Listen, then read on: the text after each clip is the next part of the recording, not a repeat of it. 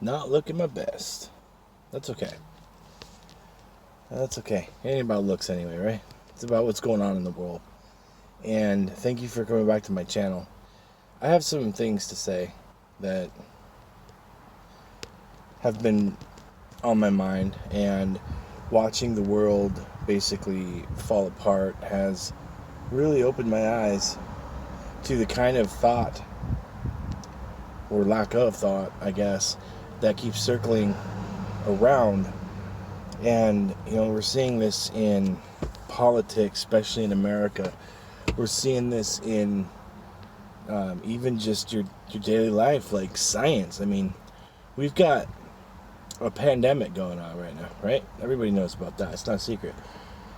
Some people have lost family members, loved ones, not even old people. Like sometimes they were, like just recently I read an article about a guy, 30 years old or in his 30s, goes to what they call a COVID party with his friends.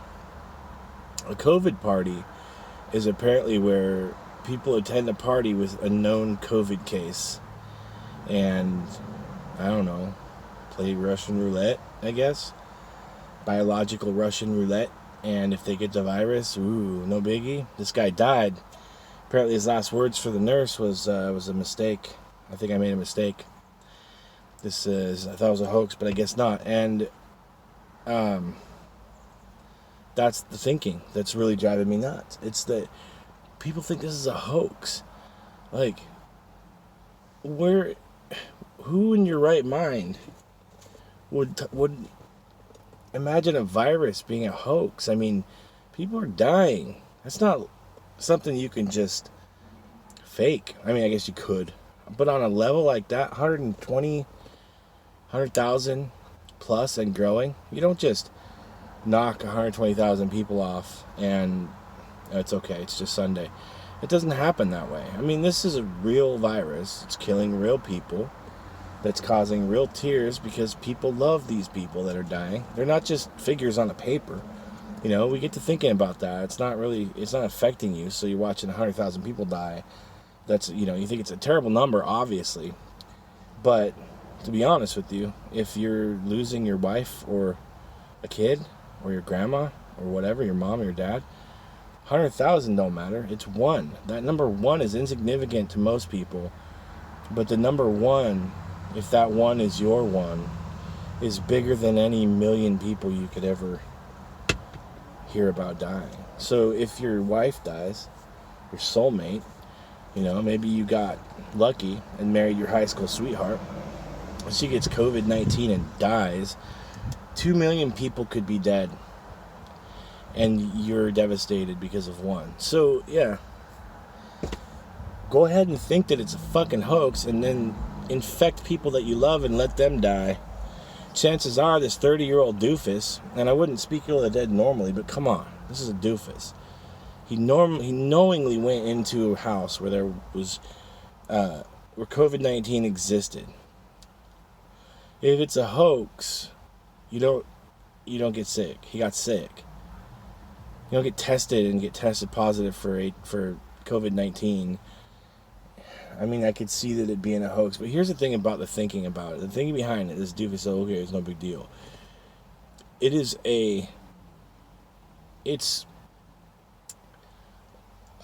another kind of pandemic. It's a disease. It's a disease where you think something isn't true, and yet you have no freaking idea how to even prove it. So you just decide, and you err on the side of death, that you're gonna expose yourself to this shit. You just don't listen to science. You just rather believe that your untrusting ass and your conspiracy theory junkie ass is right because everybody's lying to you. The establishment is lying to you. There is no virus. It's a hoax. They just do it for control. What are they trying to do? Make us look silly wearing a mask? Oh, you got me. Fuck, that was harsh. I don't know how I'm going to recover. You saw me out in public with my N95. Oh, what's the hoax? What's the control? Yeah, good one. You fucking got him. You got him. All these people running around wearing masks looking stupid. What a control. Oh, you think it's bigger than that? The vaccinations, yada, yada, yada. You mean the thing that's been going on for quite a few years, many decades, because of the efficacy of them, because of the fact that there are no more measles cases on a regular basis? Why do you think there's no more measles? Do you think measles just gave up? They were like, ah, crap, you know what? This is getting old. It's getting easy. I need a challenge. I'm done. I'm going to retire. And measles just took a retirement and stopped infecting people because it stopped being hard. It stopped being a challenge. And measles likes a challenge, right? That's how measles went away. It decided on its own to just become obsolete because, well, it's bored. No, fool, because we found out how to kill viruses using vaccinations. And we use those vaccinations. And basically all it is a couple of very... And they're toxic chemicals. Let's be honest about what vaccines are. They're toxic, but they're on such a small level that your body will get rid of it. And I would submit to you that the amount of inoculations that you get in your whole lifetime is not nearly enough of the chemicals they put in to kill you, especially over time, even if they build up. And as far as I know, and of course I'm not an expert or educated in this field, but as far as I know, arsenic's the only thing that really builds up in your system. So I think as long as they don't put arsenic in vaccines, and I'm pretty sure they don't, then you're probably okay. But did you know that there's arsenic in water that you drink? Yeah. So, I mean, you got to decide what you're going to put into your body. That's up to you completely. And I totally agree that if you don't want a vaccination, you shouldn't have to take a vaccination. I'm always going to stand on that side. However, when you think about vaccinations, at least make the decision because you don't want impurities in your body. Stop this bullshit about there's a conspiracy to control people. Bill Gates is not trying to reduce the population through vaccination. He's not trying to reduce population growth through sterilization via vaccine. You know? Stop misinterpreting things and thinking that you know more than other people, and thinking that just because you have a thinking that goes beyond what the sheep and the shills think, that you have all this knowledge. What happened to actually going out and finding out what you have to say is true? You know? Take that movie Stand By Me, right? Stephen King story, I believe. Or not. Maybe I'm thinking of something else. The Stand. Yeah, see, I'm not always completely right about everything. But Stand By Me is a movie that was written about 4 kids that heard that there was a dead body along a track. It was a rumor. So what did they do? Well, they wanted to go see it to make sure. They wanted to see if it was true. They actually wanted to see the dead body. But even then, you know what they didn't do? They didn't go, oh, it's there. I know it's there. Because I heard it through some obscure channels that isn't the mainstream. They went out and checked on it because their curiosity wasn't satisfied with just a rumor. And that's my point. Where did our curiosity become satisfied with a rumor and a couple of things with the right interpretation that could equal fact? If you already think that way. When did rational thought go out the window in favor of gotcha type journalism even? I mean, even the media can be guilty of it. Where did we go off thinking that if I don't trust the government, that everything they do is wrong? I mean, we're talking about a government run by people, by the way. People like brothers and sisters and aunts and uncles and fathers and sons and cousins and nephews and nieces and grandparents. These are the people running our country. It's not some secret society of people with some sort of other agenda to try to control everybody.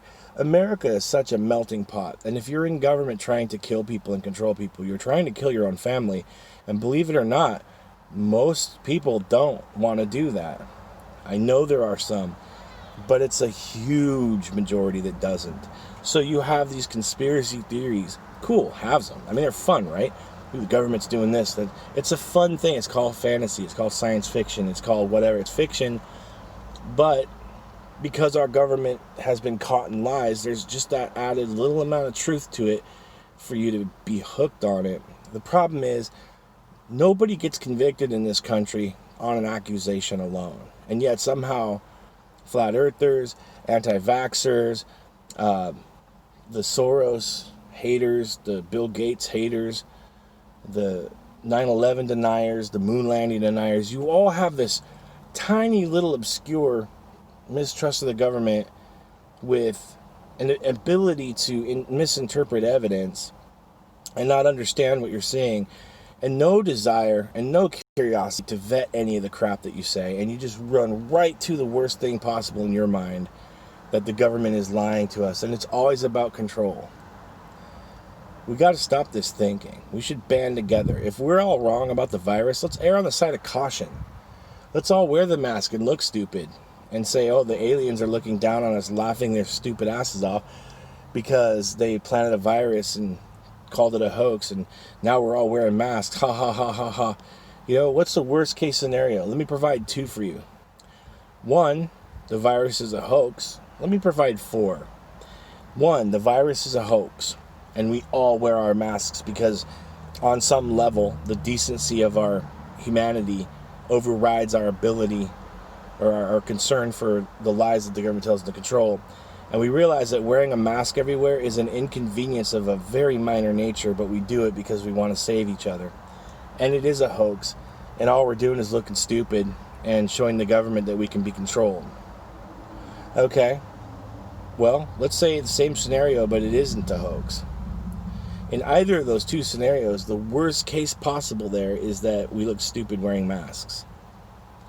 Here's the other 2 scenarios. It is not a hoax, and we think that it is, so that we continue to not wear our masks, and nobody wears them, and we pass the virus around like the plate at the church, and everybody gets some, and we all get sick, and it wipes out. Let's say the conservative number right now is 3% of the population. Let's say 1% of the population, which is what, 7 million people or something like that. Or more. I don't know. I think the Earth's population is like 7 billion. So we wipe out 1/10 of that is, oh my God, is that 10 million? That's like 10 million people. Or 7 million people. 70 million. Multiply by 10, you get 7 billion, right? No, you get 700 million. Ooh, I don't even want to think about it. That number is huge, and I can't do math at the moment. But 1/10 of 7 billion people would die.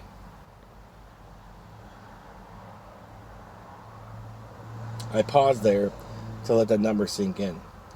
And the other worst case scenario is, it is a hoax and we wear our, it is not a hoax and we wear our mask, and way less people get sick, and we survive it.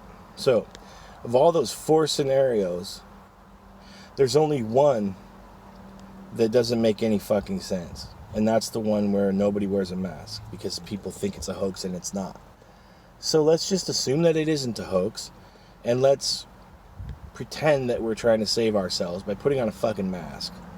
What's the worst that can happen? Like I said, you're inconvenienced.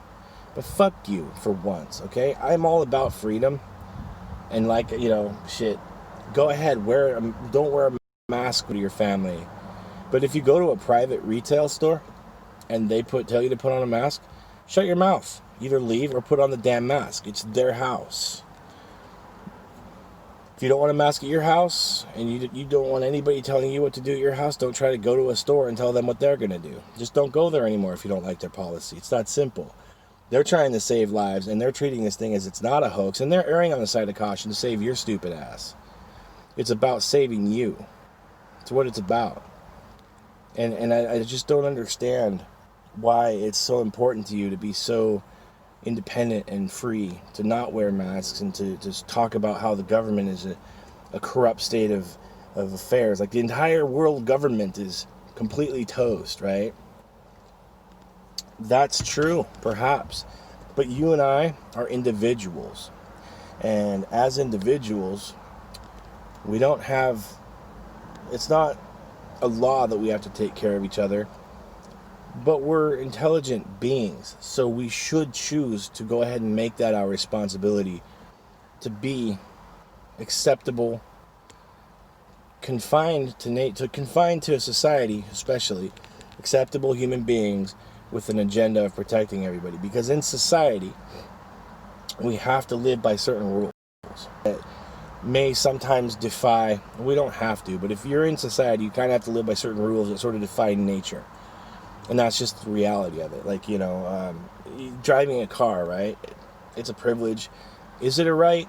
Yeah, probably. I mean, if you could build a car out of the materials from Earth and drive it around, you have a right, in my opinion, to do that on a natural level. However, in society, there are rules, because if you just decide to drive a car with no